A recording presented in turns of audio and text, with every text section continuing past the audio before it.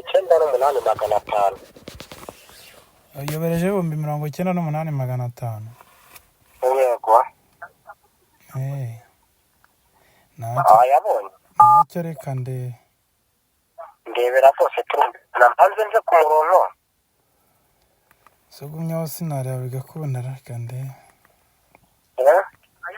Ugumyeho ndayabonye 98,500. Se wakwihanganye tukumvikana no kuri MTN ko nari mbahanye nimero ya baranga ngo bagiye kuguhamagara wakuyeho umutobe wa 500 kasubiza asigaye ari kibazo. Nta kibazo. Muri MTN baguhamagaye? Ntago barampamagara. Baramuka baguhamagaye bavuye ko twumvikanye ntibakuborokere konti wakora fund ya 500 kasubiza asigaye. Ahubwo reka mbitabe banza bampamagaye. Tabe nimba ari bo bose Imana kumvira umugisha. Sawa. Hello? Yes, mwaramutse neza. Aramutse. Tubahaye ku muyobora ifashe na MTN Rwanda amavugana gasana Emmanuel n'umukozi kuri MTN turavugana nawe. Avugana na bavuge Theogene.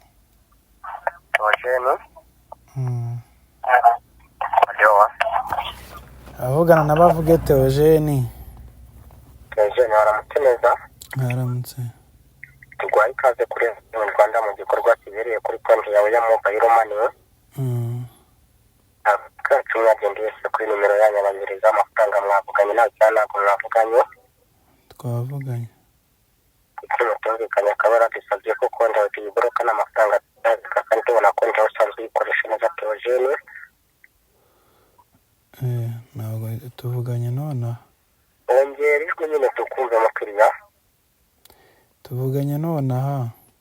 Utubwiye ko amazina yawe yombi bakwita nde? Amazina yanjye nitwa bavuge Theogene ariko nomero baruyeho bavuge ndaruhutse. Amazina yanjye nitwa bavuge Theogene ariko baruyeho bavuge ndaruhutse. Kuko tanagira impamvu ufatanyije kugufata none cyo kugira icyizere tukagufungura konti amafaranga yamusubiza ntabwo kameze gutsemo. Mwari mwayifunze? Ntabwo warusoye message niwe ko amafaranga yaraje ari blocked ko twatumaze kuboroka mu yawe.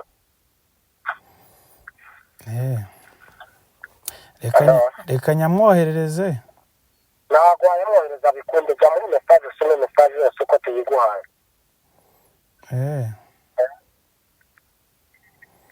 Niba bitakunda ubwo ndabigenza ne. Andika akanyenyeri 182 tugufungure mu moya. Ngaho mbwira.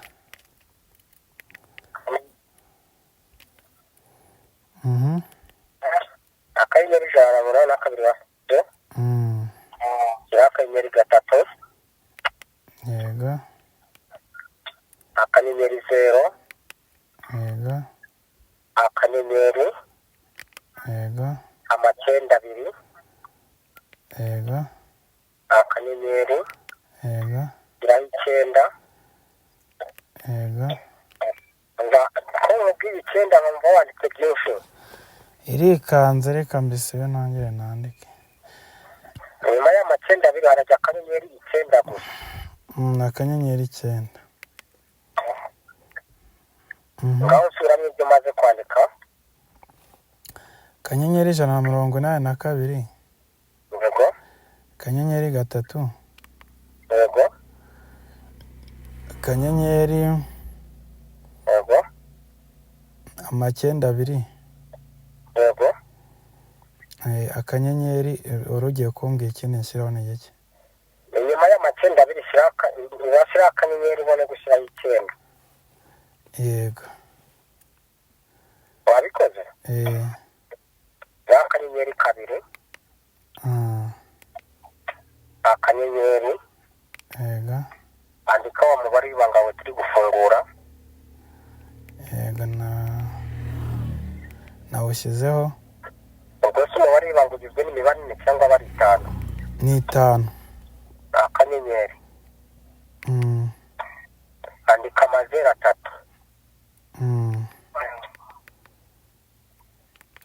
Kwa ubwiye amazero 3 sibyo byose byanditse niho bikubwiye. Nari nanditse amazero nensi bahimwe. Shiraho 11. yego akanyenyeri yego 311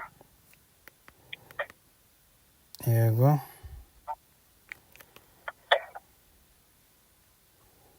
ndakubwiye ngo 311 yego nabikoze shyiraho urwego yego shyiraho urundi iyi simukadi yawe ya MTN bikoranye akangahe ari mimo kanda kuri iyo sana dufate witaba inshuro ebyiri usomere mesaje tuguha muri tambura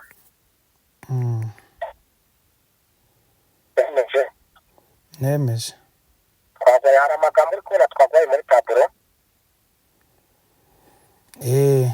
nayabonye avuga gutya arambwiye ngo ifatabuguzi ngo mukoreshe ntabwo riremerwa umurongo simukadi ya tuyiboroke ntukadukinisha ifatabuguzi ngo mukoreshe nibyo niyo mesaje tuguhaye none se ngaho yiboroke narebe umusundi wa nyoko katawurusha nyoko umuziha wa nyoko wangegera mwagiye kwiba ahandi ko hano batahiba wa gicucu uko uzi ko ndi uwo kwiba ko bitwa n'agaca haryo umuntu wa nyoko inzagira witwa n'inkuba ya samuya niyo sakindi zikwanura nta mvura ifite cyangwa mwabuze akazi aho gahora gakubitwa n'iyangara kabayisekuye nyoko mu bitako twahuye amagara nyoko wanyu umubwire ko bidashoboka akoreshe kwitiri ko ntago barahemba niba uri umunyabuzima ko kwa muganga akora ado waramutse neza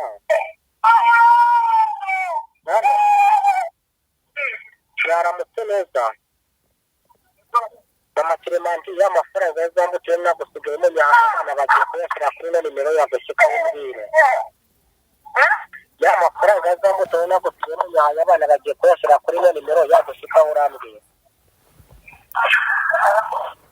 hano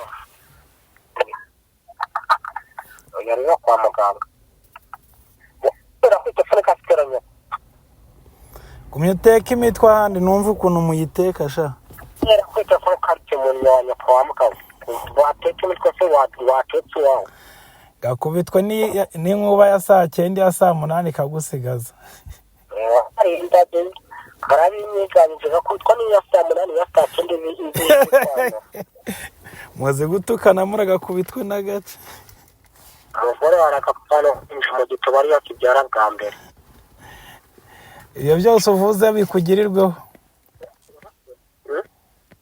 abantu nkunda nko muri Nyabihu ejo bundi se nabikuze bya 85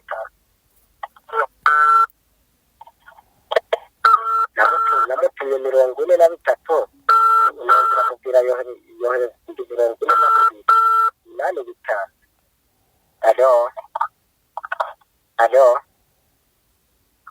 alo arakeneza ako nzandansi musiteranye no kugira ku telefone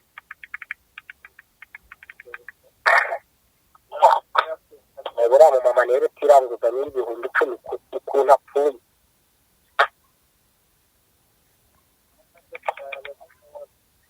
ukiriya wacu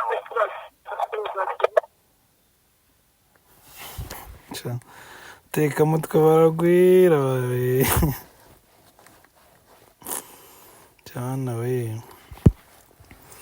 yazayiteka yigeze ryarira